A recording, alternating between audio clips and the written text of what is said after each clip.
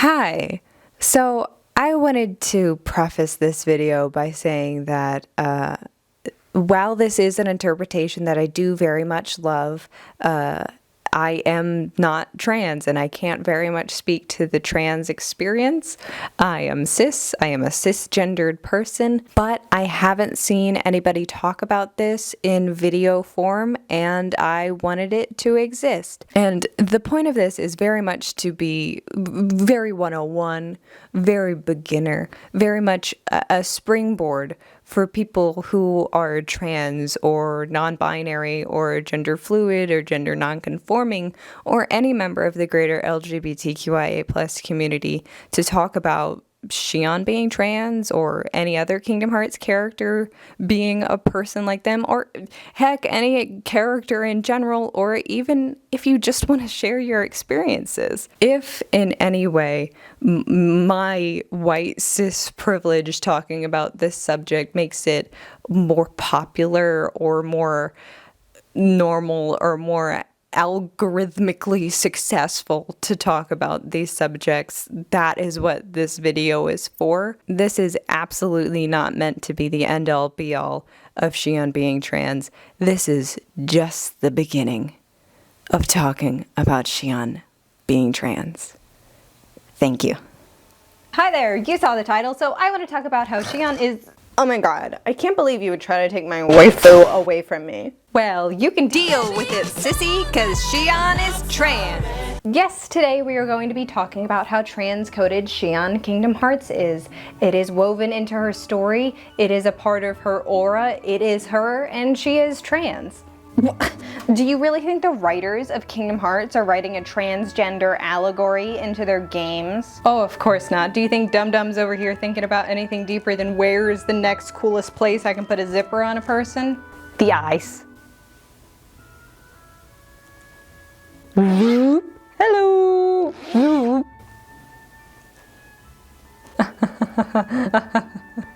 Can I go home now? No. Now, I think this because it is fun to think about. It's fun to extrapolate different interpretations from the material you're given. Oh, you're still here. Actually, to be 100% honest with you, I only really strawmanned you into the beginning of this, and I don't really have a purpose for you for the rest of the script. So, bye. You're such a fucking loser. Yozora is the most interesting character. Now, I have seen that there are some people who have interpreted since, oh, Xion is a copy of Sora, a male character, and she comes out as a girl, that's what gives her her transness. But I don't know, I feel like maybe that's a little too technical, a little too much of a literal interpretation. I mean, hey, every transition is deeply personal and unique, but I don't know if being a test tube baby imperfect clone is very relatable to the average trans experience.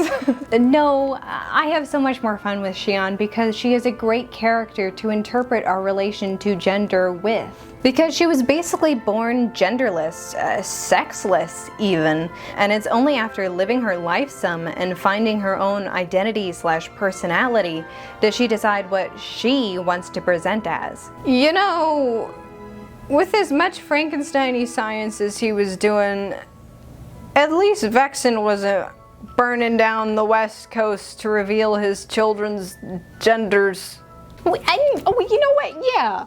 Gender reveal parties would actually be like fun if they were thrown for 13-year-olds figuring themselves out and not like weirdos obsessed with the genitalia of their unborn infants. Oh my god, my child's physiology, now I know which color paint to huff. And for a while I actually flip-flopped on if I should interpret Xion as trans or perhaps gender fluid, since at a couple of points throughout the story of Days she does present as boys, but I concluded that she is only really represented that way because of how other people are viewing her in that moment. And in the end, she only really accepts herself as Sora as a boy because she is succumbing to the role that society has laid out for her, and only because it has backed her into that corner.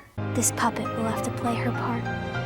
It has a very melancholic and oppressive air about it. And just like what would happen in the real world, if a trans person is forced to live a life that they are not meant to, that is a fate that matches the level of being erased from everyone's memory, ceasing to exist in a manner much more permanent than death.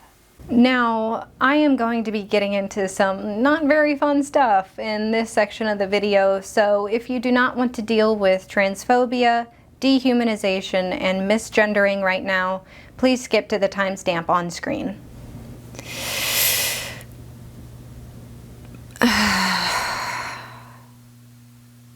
So there's a lot of Xion being misgendered throughout days, most of which coming from Psyx. And when this happens, it is done in a way that is particularly dehumanizing to her. There are many horrible ways that people try to take humanity away from other people, and referring to trans people as it is one of the ways that they are, unfortunately, very, very used to. And this dehumanization does not stop there, as the organization is rife with constantly shitting on Xion disease. Hello, Poppy. Xion is a replica, treated as a step down from even a nobody, and despite being a member, constantly carrying her own weight and even being bestowed with the gift of wielding a keyblade, she is not officially counted as one of their number, and is constantly berated for it. Now, I've mentioned before that Organization 13 could and has been interpreted as different disadvantaged groups, but when it comes to Xion, they metaphorically pull double duty here, because they could very easily be representative of the greater LGBTQIA+ communities, where it is not uncommon for trans people to find that they are still discriminated against. Yes, even within groups that are founded on inclusivity and acceptance. They are still cast out into the fringes of society without any allies. And that's just like one of the biggest ongoing concepts to tackle in like the human experience, that coming to terms with and acknowledging those gray areas where things can be good and bad at the same time, in the same ways, and then also not.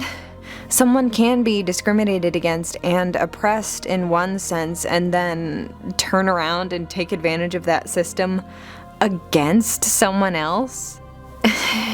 And that's just something that you and I will just always have to digest. Conversely, the organization could also be that oppressive system itself. The constant dehumanization, the squashing of her identity, all the abuse held under that heart-shaped moon. And over the course of her story, it becomes clear to Xion that the only way that she can express herself and live her life free of that oppression, she will have to topple everything they are. And that's a great thing for us to keep in mind.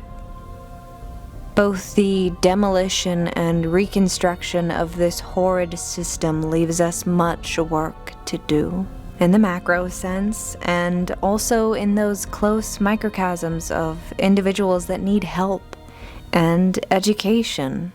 She?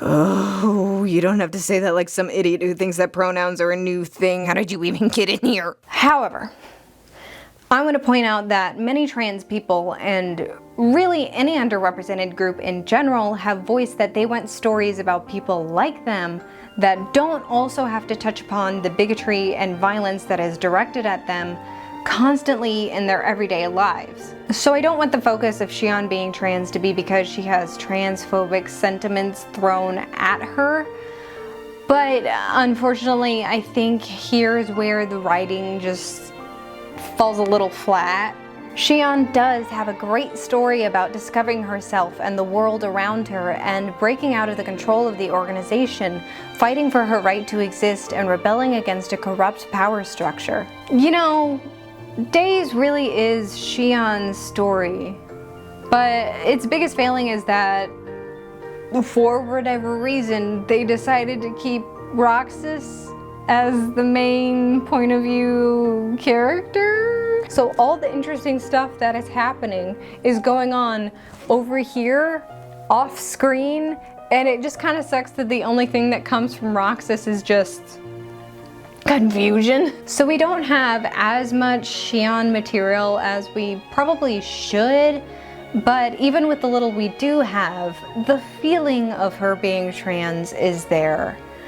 Gender in general isn't really a tangible thing anyway, but I do still wish this story was put together a little better so we could see more of Xion's story from her perspective. And this decision to make Xion the main character of Days without making her the main character of Days is compounded with the trend of what seems to be the case for every other female character in the series, that being that bad things seem to happen to Xion, not really to see how she would react to them or how that would affect her character arc or growth, but so her male counterparts can get upset about it. Points for treating your cis women and your trans women equally, even if it's equally bad. And while it is an important example for trans allies to be the loudest and most vigorous supporters who take the brunt of the anger directed towards trans people, Xion doesn't really seem to have any feelings whatsoever about the hatred that's being thrown at her. She is the good put upon minority that takes her abuse with quiet dignity. But here's the thing. I don't fault human beings for reacting in a very human way, for being treated as less than human.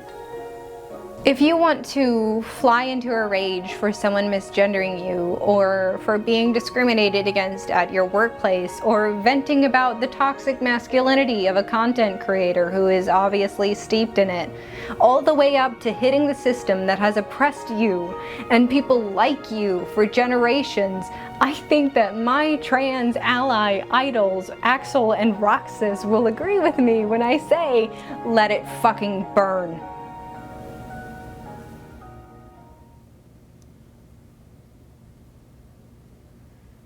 And I got through this entire trans video without once mentioning